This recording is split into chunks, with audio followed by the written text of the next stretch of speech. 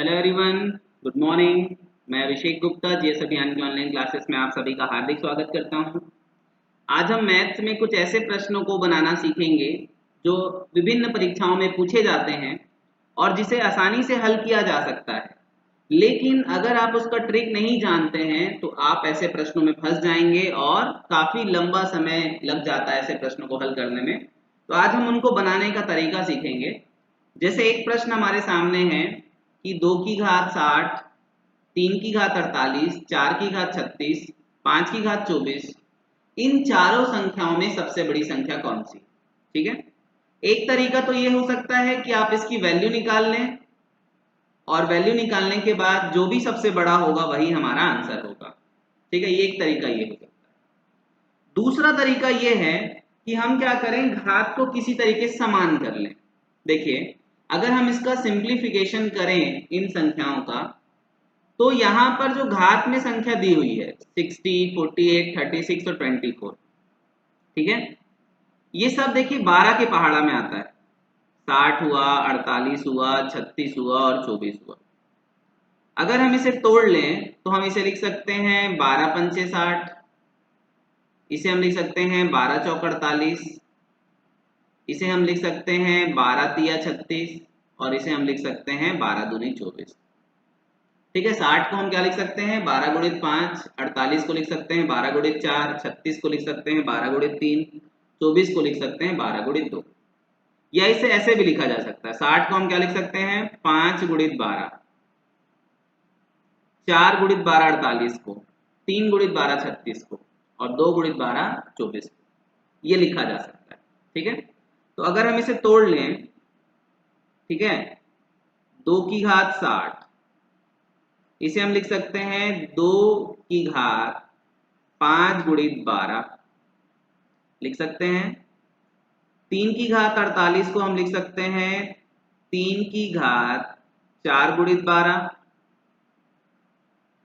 4 की घात 36 को हम लिख सकते हैं 4 की घात 3 गुणित 12 और 5 की घात 24 को हम लिख सकते हैं 5 की घात 2 गुणित 12।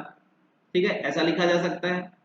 अब देखिए, अगर आपके पास कोई संख्या x है और इसके पावर में m इंटू n है, तो हम इसे लिख सकते हैं x to the power m to the power n। इसे ऐसे लिखा जा सकता है। ठीक है, ये पावर का फॉर्मूला है, इसे आप ध्यान रखेंगे, जनरली लोगों को मालूम होता है ये। तो यहाँ पे हम लिख सकते हैं, देखिए इसको 2 की घात 5 की घात 12,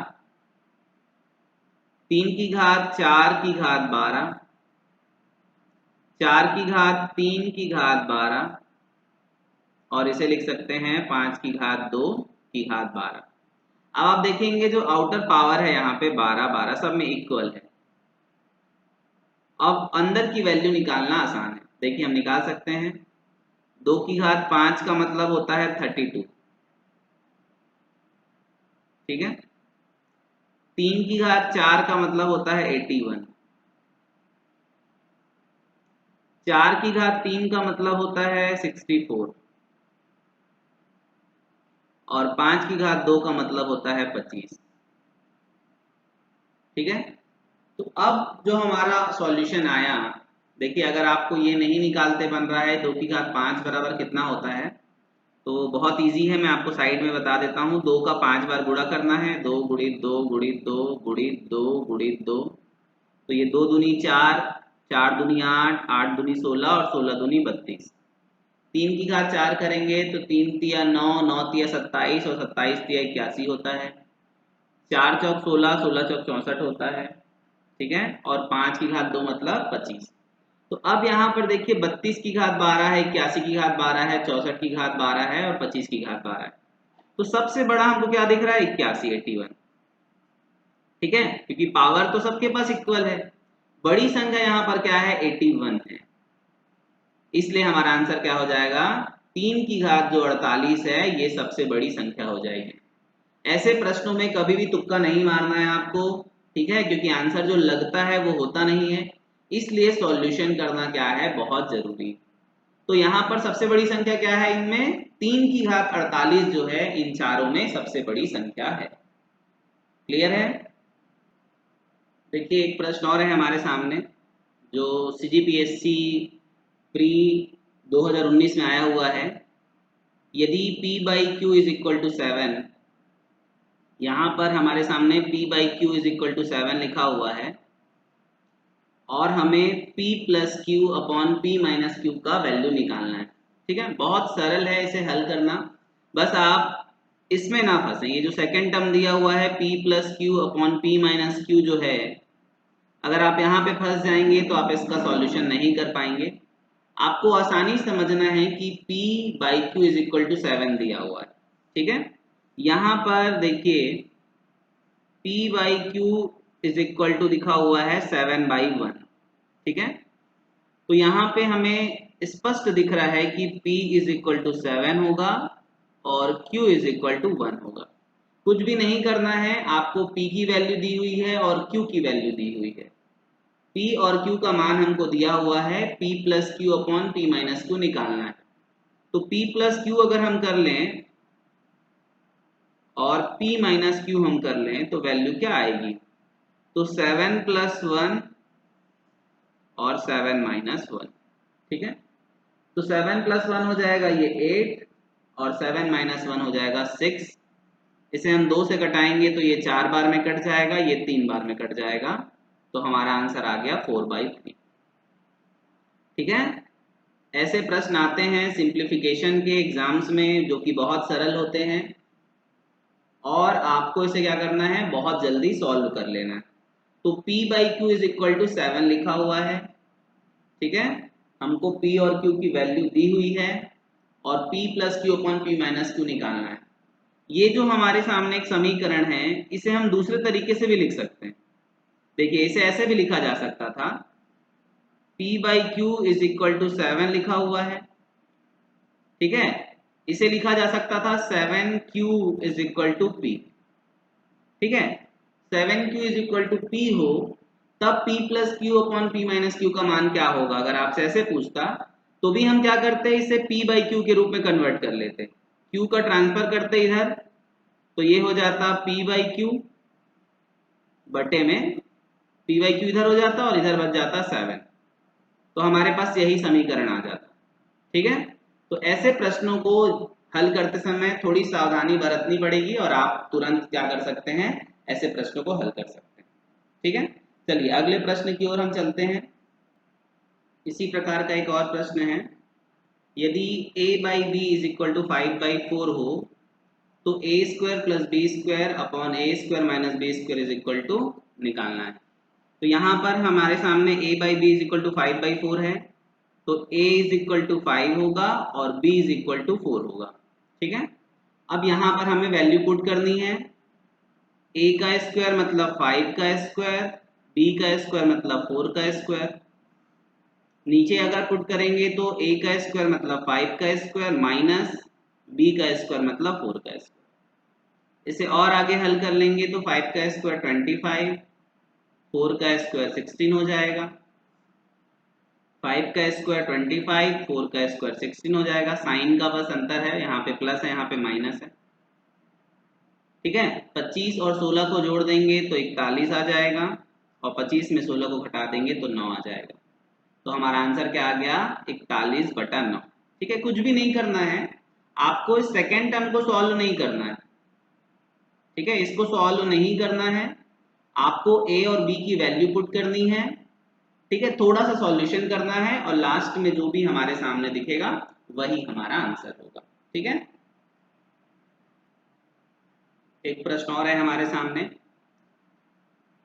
67,895 गुणित 67,895 माइनस 37,895 गुणित 37,895 बटे 30,000। ठीक है, एक तरीका ये हो सकता है कि आप सबको गुणा करें, घटाएं, भाग दें और आंसर निकालें। दूसरा इसका सरल तरीका क्या हो सकता है, देखिए यहाँ पर आपको दिख रहा होगा ये जो डाटा है ये सेम है इधर पे, और इधर पे जो लिखा हुआ डाटा ये भी सेम है। ठीक है, सेम दिख रहा है, और ऊपर में ये जो लिखा हुआ है नीचे जो 30,000 लिखा हुआ है इसको भी हम कैसे सॉल्व करें इसको देख लेते हैं। ठीक है, तो यहाँ पर देखिए, इसे हम और तोड़ लें अगर, तो इसे लिखा जा सकता है 67,895 का स्क्वायर माइनस 37,895 का स्क्वायर। ठीक है, और ये जो 30,000 है, ठीक है, यहाँ पे स्पष्ट है कि दोनों को घटाने से क्या आ जाएगा, 30,000 आएगा। अगर हम 67,895 को 37,895 में से घटा दें तो आंसर कितना आएगा, 30,000। तो 30,000 को ऐसा लिखा जा सकता है। तो अब हमारे सामने एक समीकरण है कि a का स्क्वायर माइनस बी का square upon a minus B. ठीक है, इसको हम कैसे लिख सकते हैं, a का स्क्वायर माइनस बी का square upon a minus B. इसे और तोड़ लें अगर हम, तो ये हो जाएगा a plus B into A minus B upon A minus B. ऐसा इसलिए हुआ क्योंकि हमें मालूम है कि a का स्क्वायर माइनस बी का square is equal to a plus B into A minus B होता है। ठीक है, तो यहाँ पर आप देखिए, इसको हम तोड़ लेंगे तो a plus B into A minus B upon A minus B. इसे और अगर हम हल करें तो a माइनस बी से a माइनस बी कट जाएगा, बचेगा क्या, a प्लस बी। ठीक है, तो आपको इतने बड़े समीकरण को नहीं हल करना है, हमें क्या करना है, केवल a प्लस बी निकालना है। तो यहाँ पे हम क्या करेंगे, a की वैल्यू है 67895 और b की वैल्यू है 37895, इसको जोड़ देंगे। ठीक है, तो 5 और 5 को जोड़ेंगे तो 10 हो गया, हासिल में आई 1, 9 और 9 18 और 1 19 की 9, हासिल में आई 1, 8 और 8 16 और 1 17 की 7, हासिल आई 1, 7 और 7 14 और 1 15 की 5, हासिल आई 1, 6 और 1 7 3 10।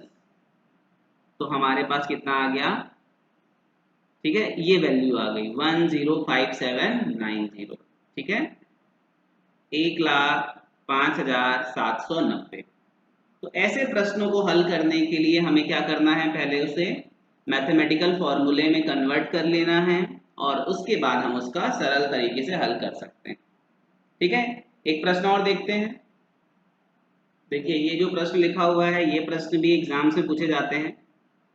यहाँ पे लिखा हुआ है 247 into 247 into 247 minus 137 into 137 into 137 upon 247 into 247 plus 247 into 137 plus 137 into 137। तो यहाँ पर हमारे सामने दो डाटा है, एक 247 एक 137। तो हम a इज इक्वल टू मान लेते हैं 247 और b इज इक्वल टू मान लेते हैं 137। ठीक है, अब इसकी जगह पे 247 की जगह में a पुट कर देते हैं और 137 की जगह b पुट कर देते हैं। देखिए, तो यहाँ पर 247 3 बार है, तो इसे हम लिख सकते हैं a to the power 3 minus sign है b टू द पावर 3। फिर नीचे में देखिए 247 दो बार है तो a का स्क्वायर प्लस यहाँ पर a है और b है, तो इसे लिखा जा सकता है a into B plus b का स्क्वायर, क्योंकि 137 इंटू 137। तो इसे हमने क्या किया, a और b में कन्वर्ट कर लिया। ठीक है, अब हमें एक चीज और यहाँ पे ध्यान रखना होगा, कुछ फॉर्मूले हमें याद करने पड़ेंगे। जैसे यहाँ पर लिखा हुआ है a cube minus B cube आया। ठीक है, तो एक बेसिक फंडामेंटल फॉर्मूला है a cube minus B cube का। ठीक है, a cube minus B cube is equal to होता है a minus B A square plus A B plus B square. ठीक है, और a cube plus B cube का फॉर्मूला होता है a प्लस बी। देखिए, माइनस वाले में बाहर में माइनस होगा और प्लस वाले में यहाँ पे प्लस होगा, छोटे वाले ब्रैकेट में माइनस प्लस चेंज होगा। ठीक है, अब चूंकि यहाँ पे प्लस है तो बाहर में प्लस आया तो अंदर में माइनस रहेगा, A square minus A B plus B square. ठीक है, ये फॉर्मूला देखिए ऑलमोस्ट सेम है, आपको साइन बस याद रखना है कि माइनस वाले में बाहर माइनस होता है और प्लस वाले में ये जो अंदर दिख रहा है ए बी, इस पे माइनस होता है। ठीक है, तो अब देखिए ए क्यूब माइनस बी क्यूब को हम क्या लिख सकते हैं इस फॉर्मूले के हिसाब से, A minus B into A square plus A B plus B square, और नीचे में क्या है, नीचे में A square plus A B plus B square है। तो ये A square plus A B plus B square cut जाएगा, बचा क्या, ए माइनस बी। अब इसको हम सॉल्व करेंगे तो a की वैल्यू रख दो 247 माइनस 137, तो आंसर कितना आ जाएगा, हमारा आंसर आ जाएगा 110। ठीक है, देखिए 7 में 7 घटाएंगे 0, 4 में 3 घटाएंगे 1 और 2 में 1 घटाएंगे 1, तो हमारा आंसर आ जाएगा 110। ठीक है, तो ये जो लंबा चौड़ा समीकरण है इसको हल करने की जरूरत नहीं है, आप इससे क्या कर लें, सरल कर लें, सिंप्लीफाई कर लीजिए, उसके बाद फिर क्या होगा, तुरंत हमारा आंसर आ जाएगा। देखिए एक प्रश्न और है हमारे सामने जो CGPSC CSET 2018 में आया हुआ है। ऐसे प्रश्न भी हर एग्जाम से पूछे जाते हैं। लिखा हुआ है 1 माइनस 1/3 ब्रैकेट में, फिर इनटू है 1 minus 1/4 into 1 minus 1/5 into 1 minus 1/n। ये एक श्रृंखला है जिसे हमें हल करना है। ठीक है, बहुत सरल है, कठिन नहीं है। देखिए सबसे पहले यहाँ पर एक बात हम समझ लेते हैं, पहला जो यहाँ पे पद है 1 माइनस 1/3, इसे कैसे हल करेंगे। ठीक है, इसे हल करने के लिए हमें सीखना पड़ेगा कि भाई परिमेय संख्याओं को हम कैसे जोड़ते हैं, कैसे घटाते हैं। तो यहाँ पर जो 1 है, देखिए ये एक इंटीजर है, और 1/3 जो है ये एक रैशनल नंबर है। तो कभी भी एक परिमेय संख्या हो, एक आपका नेचुरल नंबर या इंटीजर हो, तो इसे जोड़ने के लिए कुछ नहीं करना पड़ता। ये जो नीचे है हर में, हर का गुणा करना है आपको पहली संख्या से। ठीक है, तो यहां पर क्या हो जाएगा, अगर हम इसे गुणा करेंगे तो ये हो जाएगा 3 एकम 3, माइनस में जो है उसे घटाएंगे -1, ऊपर में देखिए 1 है इसलिए 1 कर देंगे, और बटे में 3 आ जाएगा। तो 1 माइनस 1/3 को हल करेंगे तो हमारा आंसर आएगा 2/3। ठीक है, एक में से 1/3 को घटाएंगे तो बचेगा 2/3। ठीक है, ये बेसिक रूल है। क्रॉस मल्टीप्लिकेशन करना है, जोड़ना या घटाना है, और उसके बाद हल करना है। ठीक है, ऐसे हम इसे सॉल्व करते हैं। तो देखिए यहाँ पे क्या हो जाएगा 1 माइनस 1/3, ये हो जाएगा 2/3, ये हो जाएगा 4 माइनस 1 मतलब 3, तो 3/4, ये हो जाएगा 5 माइनस 1 मतलब 4/5। ऐसे करके ये क्या होते जाएगा, हल होते जाएगा, और लास्ट में यहाँ पर बचेगा n-1/n।